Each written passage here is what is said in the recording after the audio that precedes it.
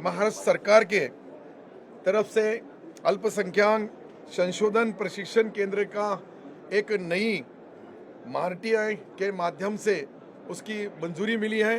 उससे समाज की जो जहाँ जहाँ उनके रहन सहन से लेके, व्यवहार से लेके, बिजनेस से लेके, शैक्षणिक से लेके जितनी अड़चनें आएंगी वो सारी अड़चनें भविष्य में दूर हो जाएंगी।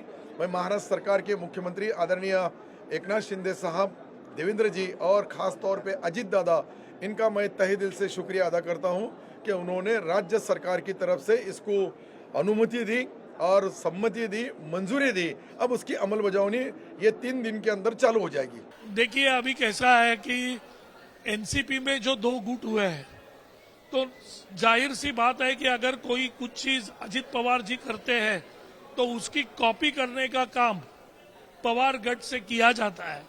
लेकिन ये राजनीति है। अगर अजित पवार साहब को जन स्वराज्य यात्रा, जन संवाद यात्रा निकालने की अगर इच्छा है तो शायद कोई अलग यात्रा भी इनको निकालनी पड़ेगी, क्योंकि अभी का जो माहौल है वो लोकसभा के माहौल से बिल्कुल अलग है। लोकसभा में लोगों को इन्होंने बेवकूफ बनाया था। आज की तारीख है कि फेक नैरेटिव नहीं चलने वाला है।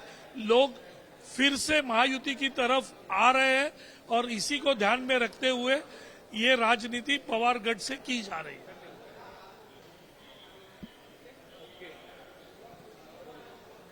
महाराष्ट्र शासन चाहे मुसलमानों को सब कास्ट में ओबीसी में दे या फिर कोई नई इंस्टीट्यूट बनाए माइनॉरिटीज के लिए, उसको माइनॉरिटी अपीजमेंट का आरोप महायुति सरकार पर लगा रहा है। देखिए, ये महाविकास आघाड़ी जो है, इनको कितने मुंह है रावण के जैसे, ये पता ही नहीं चलता है। जब भी हम कुछ काम मुस्लिम कम्युनिटी के लिए करेंगे तो ये बोलेंगे कि मुस्लिमों की अपीसमेंट के लिए कर रहे हैं। अगर कुछ काम नहीं हो रहा है तो यही चिल्ला चिल्ला के बोलेंगे कि ये कम्युनिटी के पास कोई ध्यान नहीं दे रहा है। तो इनको कितने मुंह है। तो इस तरीके की एक बेखुदा और बहुत गलत बयानबाजी महाविकास आघाड़ी करने पे तुली है, क्योंकि वो पूरी तरह से वैफल्यग्रस्त हो गए, वो फ्रस्ट्रेट हो गए कि अभी क्या हो रहा है। क्योंकि लाडली बहना की तरफ मुस्लिम कम्युनिटी भी आज महायुति के पास आ रही है। उनके समझ में ये बात आ गई है कि जो फेक नैरेटिव लोकसभा में किया था, आज वो नैरेटिव नहीं है, ये सब झूठ है।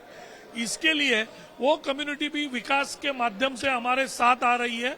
तो इनके पेट में दर्द हो रहा है और इस तरीके की बयानबाजी कर रहे हैं।